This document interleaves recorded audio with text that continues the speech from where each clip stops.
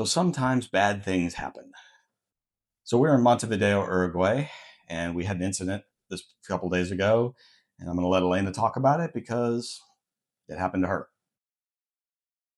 Yes, I got broke here in Uruguay, actually Montevideo, Uruguay. Um, and feel kind of have a lot of feelings coming back and forth because at moments I think it was my fault to be too trusted, to how you say that? Trusting. Be too trusting. Uruguay is supposed to be the most safe country in South America. And what happened is just something that I wasn't expecting. So what actually happened? Well, I was coming out from the shopping mall and waiting for my Uber. The Uber was taking longer than I was expecting, and I get distracted in my phone. I totally forgot that I was wearing one of my necklace Necklaces. necklaces, and get focused on the phone, looking, but I wasn't putting attention around. So, and then this guy come and touch my shoulder, my arm, and say, "Hey." At that moment, I turned, and he looked very quick to my neck and grabbed my necklaces. And I just start to scream, fight with him, try to keep his hand close. And but no, in a second he was gone, and another person or another guy was waiting for him across the street in a motorcycle, and they left. So it was horrible. It was. I still feel a little bit, you know, kind of sad and mad, and I mean a lot of feelings. But I just want to share this experience with you because I don't want you or anybody to have to go through this kind of horrible moment.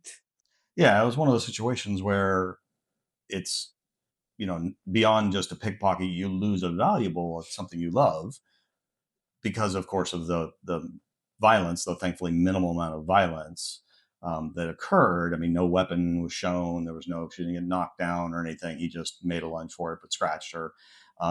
So yeah, it could be much worse. But this happened on a busy street in front of a you know active mall with security, tons of people around. It In the just middle of the yeah, day. no, we were, no walking out late at night, no alcohol involved, literally just distracted by a phone, which we all do way too often. And it was done in seconds, and, they had a plan. And so this happens quite a lot. And for that, why don't you go into what happened afterwards? So talk about how the people came to help you. Somebody had a picture. So because I was screaming, the people behind me, there was this gelato store, and people start to come out and ask me what happened. And of course, I start to cry and telling them that I was robbed. And they took me inside and said, "Well, we can, you can stay here. We can call the police and try to see what's in the cameras and see if they can see it better." At that moment also, and another girl that was outside across the street come in, and she showed me a picture that she took of them, and maybe that can help the police to find them. So it was like 10 minutes or so. The Uber finally arrived, and I start to think, by the time the police get here, and I explain everything, and I was just shaking and feeling nauseous. um, I told them, I really appreciate your help, but I'm gonna get in the Uber and go to my apartment. Um, and that's what I did. But I was in my mind, I have to report this. I have to report this. It doesn't matter, how I feel right now. I have to go and report this because people need to know what's happening. Yep. Yeah. So we did. We after you had some time to compose yourself and feel better and calm down, because obviously that was, you know, a hard couple hours of just feeling violated. We did walk over to the local police precinct, which is not near the mall. Yeah, we went to the police station and do the report. I mean, they're very nice. They They're take very all the professional. I very wouldn't. professional. Yeah, Yeah, take all the information. All this took like 3 hours or so.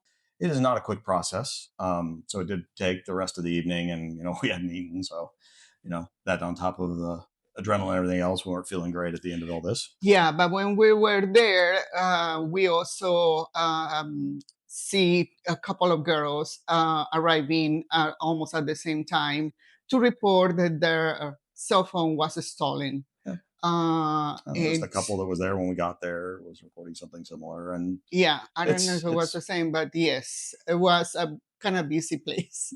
so we did really just want to do this video so you can hear the story and the lessons from it, which is first, crime happens everywhere. Violent crime happens in other places more often. Certainly where we're from, in a major city in the US, violent crime happens. But this is, falls under the petty crime because it was just a necklace. But the assault part of it makes it much worse, minor as it was to do it, as you would think. If you're the one it happens to, it doesn't feel minor. Um, so we really want you to know that, you know, even in a place as safe as Montevideo is for all the stats, just don't do those things.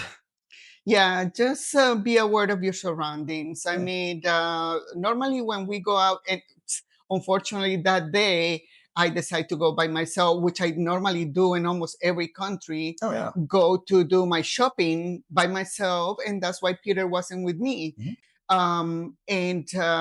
Yeah, they take advantage of that because I was focused on my phone.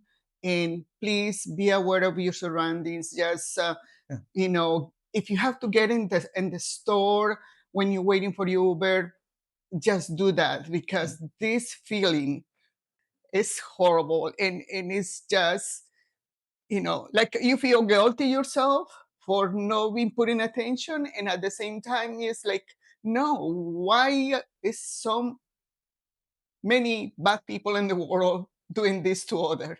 So the lessons: be aware, as she said.